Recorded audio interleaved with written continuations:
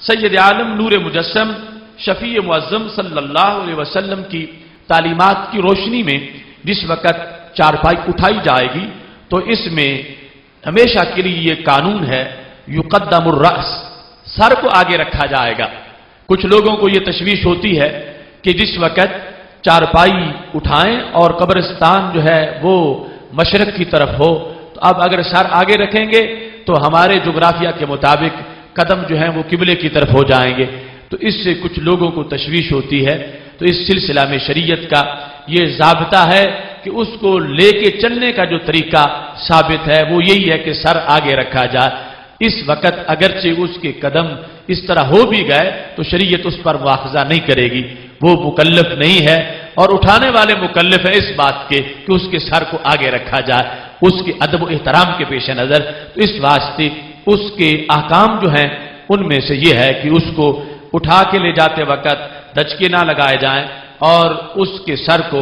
آگے رکھا جائے، اور اس کے ساتھ چلتے ہوئے لوگ ادب و احترام کے ساتھ اس کو لے جائیں۔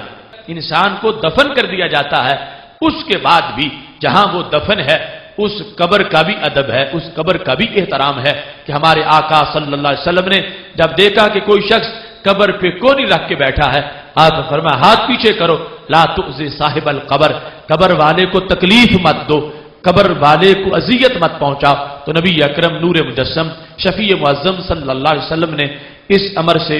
منع کیا کہ بعد از وصال کسی کو اس لحاظ سے بھی تکلیف دی جائے کہ جب وہ آرام کی نیند سو گیا ہے تو اب اس کے آرام میں کسی طرح خلل نہیں آنا چاہیے، بلکہ یہاں تک نبی اکرم نور مجسم شفیع معظم صلی اللہ علیہ وسلم نے ارشاد فرما دیا کہ اگر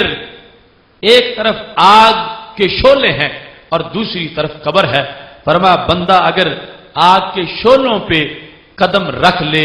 یہ اس کے لیے ہلکی بات ہے، مگر قبر پہ قدم رکھنا یہ بڑا بھارا معاملہ ہے، اس بنیاد پر کہ اس کے آرام میں جو خلل آئے گا اور جو توہین ہوگی قبر کی، اور جس وجہ سے اس کو جو اذیت پہنچے گی قبر میں، نبی اکرم نور مجسم شفیع معظم صلی اللہ علیہ وسلم نے فرمایا کہ یہ ایک سنگین مسئلہ اس انسان کے لیے بن جائے گا جو قدم رکھ رہا ہے۔ تو جو ظاہری بدن ہے جب تک قبر میں نہیں پہنچا تو اس بدن کا ادب ہے، احترام ہے، اور جس وقت قبر میں پہنچ گیا ہے اس کے بعد قبر کی وہ جگہ ادب و احترام والی بن گئی ہے۔ یہ آج لوگوں کو فرق نہیں پتہ چل رہا، کچھ لوگ ہمارے ذہنی طور پہ ہندو سوچ اپناتے جا رہے ہیں، سکھوں کی سوچ پہ جاتے جا رہے ہیں، وہ یہی سمجھتے ہیں کہ